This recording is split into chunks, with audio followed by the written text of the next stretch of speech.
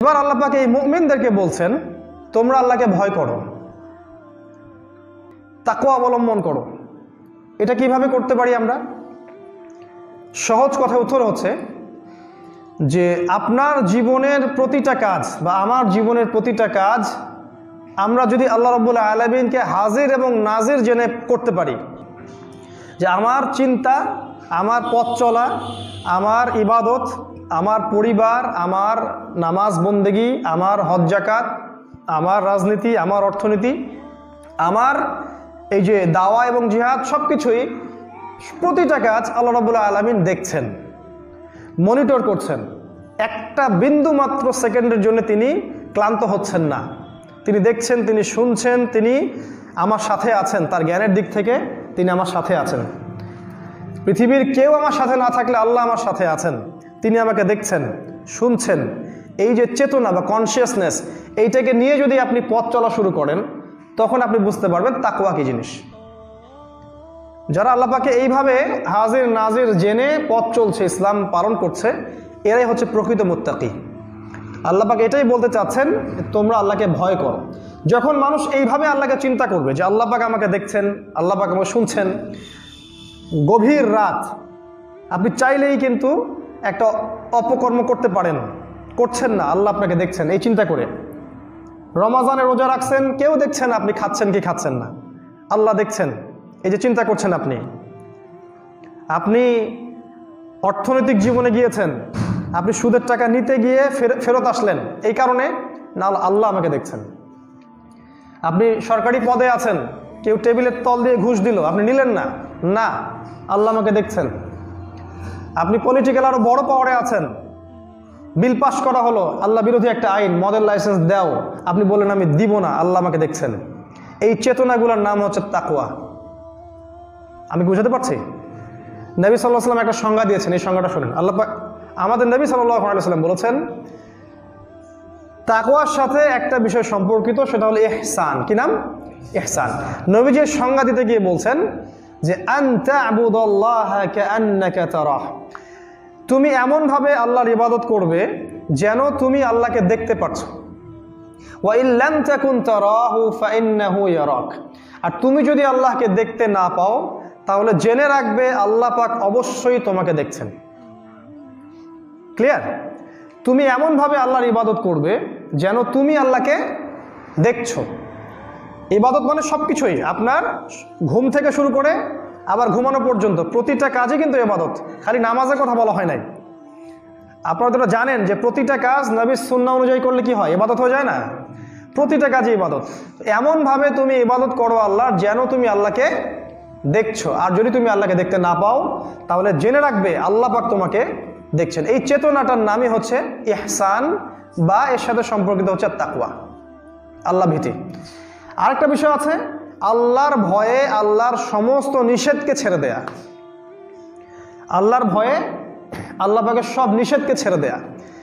বেনামাজি অবস্থা ছেড়ে দিলেন, শিরিক ছেড়ে দিলেন, ঘুষ ছাড়লেন, জেনা ছাড়লেন, গার্লফ্রেন্ডকে ছেড়ে দিলেন, আপনি পর্নোগ্রাফি ছাড়লেন, মাদক ছাড়লেন। কার জন্যে? আল্লাহর জন্যে। শুধু এই জন্য যে আল্লাহ পাক আমাকে এর জন্য জাযা দিবেন এবং আল্লাহ পাকের শাস্তি থেকে আমি বেঁচে থাকবো ইনশাআল্লাহ। আল্লাহকে খুশি করার জন্য আপনি আল্লাহর বিধানগুলো, হারামগুলো ছেড়ে দিলেন, এটার নামই হচ্ছে তাকওয়া। আল্লাহ পাক বলেছেন মুমিনদেরকে এই তাকওয়া অবলম্বন করতে। এরপর আরেকটা কথা বলেছেন, হাক্কা তুকাতিহ, তাকওয়া অবলম্বন করো, আল্লাহকে ভয় করো, ভয় করার মতো ভয় করো। এই ভয় করার মতো ভয়টা কি জিনিস? তাহলে ভয় করার মতো ভয় হচ্ছে ভিতর থেকে ভয়, লোক দেখানো ভয় না।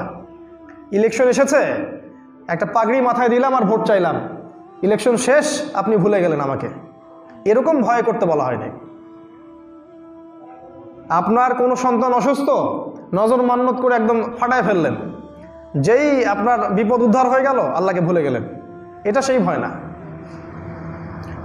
5 ওয়াক্ত নামাজ পড়ছেন মাশাআল্লাহ আল্লাহর ভয়ে, আবার অর্থনৈতিক জীবনে পাক্কা সুদও খাচ্ছেন, এটাকে ওই ভয় বলা হয় না। এদিকে মাশাআল্লাহ আপনি তাহাজ্জুদ পড়েন, ওইদিকে দেখা যায় আপনার মেয়ে বেপর্দায় ঘুরে বেড়ায়, এই ভয়টার কথা বলা হয়নি। হাক্কা তুকাতিহ, ভয় করার মতো ভয় করো। বছর বছর হজ উমরা করছেন, আবার আল্লাহর বিরোধী আইনও করছেন। বলছেন যে মদ খাও তোমরা, কিন্তু লাইসেন্স যুক্ত মদ খেও, লাইসেন্সবিহীন মদ খায় না। মদ খেয়ে কিছুদিন আগে কিছু মানুষ মারা গেল, তো আমাদের একজন বললেন আর কি যে লাইসেন্সবিহীন মদ খাওয়ার কি দরকার ছিল, মেয়াদ দেখে খাওয়া দরকার ছিল। এই যদি হয় তাকওয়ার অবস্থা, তাহলে সমস্যা আছে। আল্লাহ পাক বলেছেন এদেরকে আমি তিনাতে খাবাল পান করাবো। তিনাতে খাবাল, নবী সাল্লাল্লাহু আলাইহি ওয়াসাল্লামকে সাহাবীরা জিজ্ঞেস করলেন যে এটা আবার কি? নবীজি বললেন জাহান্নামীদের রক্ত আর মাংস এগুলো পুড়ে যে পুষটা বের হবে, এটাকে বলা হয় তিনাতুল খাবাল। এটা আল্লাহ পাক এদেরকে খাওয়াবেন। ভয় করার মতো ভয়, মানে ভিতর থেকে ভয়, শুধু আল্লাহর জন্যে আল্লাহ পাকের সমস্ত বিধানকে মেনে নেয়া এবং সমস্ত নিষেধকে ছেড়ে দেয়া। দেশ কি বলবে, সমাজ কি বলবে, আমার পরিবার কি বলবে, জাতি কি বলবে, এমনকি বিশ্ব কি বলবে, এটা দেখার সময় নেই আমার। সারা বিশ্ব যদি বলে যে সুদ হালাল, আমি বলবো সুদ হারাম, এটার নাম তাকওয়া। সারা বিশ্বের বড় বড় নেতা খাতারা যদি বলে যে জিনা জায়েজ, সবাই জিনা করো, এটা সংস্কৃতি, আমি বলবো এটা হারাম, এর নাম তাকওয়া। সারা বিশ্বের প্রতিটা রাষ্ট্র একত্রিত হয়ে যদি বলে সমস্ত বিশ্ব থেকে ইসলামী আইন তুলে দাও, সব মানবরচিত আইন বসাও, আমরা বলবো এটা হারাম, শিরকি সিস্টেম, এটার নাম তাকওয়া।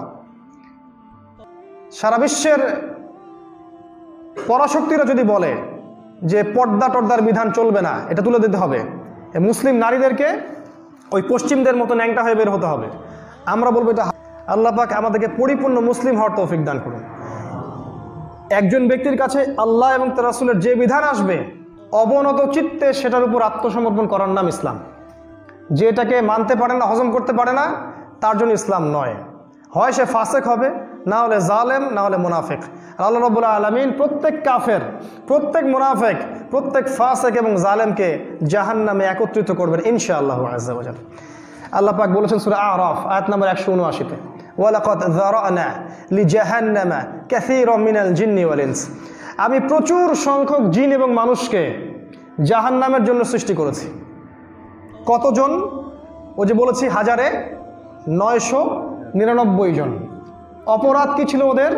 লাহুম কুলুবুন লা ইয়াফকাহুনা বিহা। তাদেরকে হৃদয় দিয়েছিলাম, হৃদয় দিয়ে উপলব্ধি করতো না। এই যে কথাগুলো বললাম, হৃদয় দিয়ে উপলব্ধি করতো না। কোরআন হাদিসের কথা মন থেকে উপলব্ধি করে না, ভাষা ভাষা খালি শোনে। বাংলাদেশের মানুষ ভাই ব্যাপক ওয়াজ শোনে, প্রচুর। আমার মনে হয় না বিশ্বে এত ওয়াজ মাহফিল কোথাও হয়। এন্ড অফ দ্য ডে কি হচ্ছে রেজাল্ট সেটা দেখে নাও। দিন শেষে কি আসলে কি কিছু হলো কি? হ্যাঁ, কিছু না হচ্ছে, আপনি দিনের কিছু মেসেজ পাচ্ছেন, ঠিক আছে। বিগ স্কেলে, লার্জ স্কেলে কি দেশে ইসলামিক কোনো কিছু হলো? একটা আমাকে ইসলামিক লজ দেখান যেটা দেশে কায়েম হলো। লাহুম কুলুবুন লা ইয়াফকাহুনা বিহা, শুনতো অনেক কথা কিন্তু হৃদয় থেকে উপলব্ধি করতো না। ওয়ালাহুম আ'য়ুনুন লা ইউবসিরুনা বিহা। আমি মাহফিলের বিরুদ্ধে না, অবশ্য ওইটা আবার ওইদিকে নিয়ে না কথাটাকে। আমি বলছি এই সিস্টেমের মধ্যে পরিবর্তন আনা উচিত, এমন কিছু আনা উচিত যেটা দিয়ে জনগণ কনস্ট্রাকটিভ কোনো মেসেজ পাবে। খালি গাল গল্প করে গেলাম আর সুরের ওয়াজ করে গেলাম আর ওয়াজ শেষে 20, 30, 40 হাজার টাকা নিয়ে চলে গেলাম হেলিকপ্টার ফ্লাই করে, এগুলো দিয়ে কোনো লাভ হয় না। উম্মার পেট পূজা হতে পারে, লাভ হয় না কোনো। ওয়ালাহুম আ'য়ুনুন লা ইউবসিরুনা বিহা, চোখ দিয়েছিলাম, চোখ দিয়ে কখনো দেখতো না। কোন চোখ তাহলে এটা বলেন?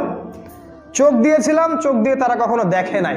এই চোখ দিয়ে আপনি দেখেন না, তাহলে কোন চোখের কথা আল্লাহ পাক বলছেন? নিঃসন্দেহে ভিতরের একটা চোখ আছে আমাদের, ওই চোখ দিয়ে তারা কোরআন সুন্নাহ এবং বিশ্বকে দেখতো না। ওয়ালাহুম আযানুন লা ইয়াসমাউনা বিহা, কান দিয়েছিলাম, 2 কান, শুনতো না। কোন কান তাহলে এটা? ভিতরের কান, কলবের কান। উলাইকা কাল আনআম, আল্লাহ পাক বলেছেন এই শ্রেণীর মানুষরা হচ্ছে গবাদি পশুর মতো। কাল আনআম, এখানে যারা মাদ্রাসার ছাত্র আছেন তারা জানেন আনআম মানে কি ভাই? পশু, গবাদি পশু। উলাইকা কাল আনআম, এরা হচ্ছে গবাদি পশুর মতো। আল্লাহ পাক আমাকে গবাদি পশু বলেছেন, জি আমাকেই। আপনাকে গবাদি পশু বলেছেন আল্লাহ পাক। আল্লাহ পাক আরো বলেছেন বালহুম আদল, বরং তার চেয়েও তারা নিকৃষ্ট। আল্লাহ আমাকে কথা বলছেন, আমি কেন গবাদি পশু হতে যাব? কারণ আমি শুনেও শুনি না, দেখেও দেখি না, হৃদয় দিয়ে উপলব্ধি করি না। উলাইকা হুমুল গাফিলুন, এরা হচ্ছে গাফেল। এই গাফেলদের পরিণতি কি হবে? সূরা মুলকে চলে যান, আল্লাহ পাক বলেছেন, তারা বলবে জাহান্নামীরা, লাউ কুন্না নাসমাউ, যদি আমরা শুনতাম। জাহান্নামে বলবে এই কথাটা, লাউ কুন্না নাসমাউ, যদি আমরা শুনতাম, আও নাআকিলু, যদি আমরা বুঝতাম। তারপর কি ভাই, মা কুন্না ফি আসহাবিস সাঈর, আজকে তাহলে আমরা এই জাহান্নামের অধিবাসী হতাম না।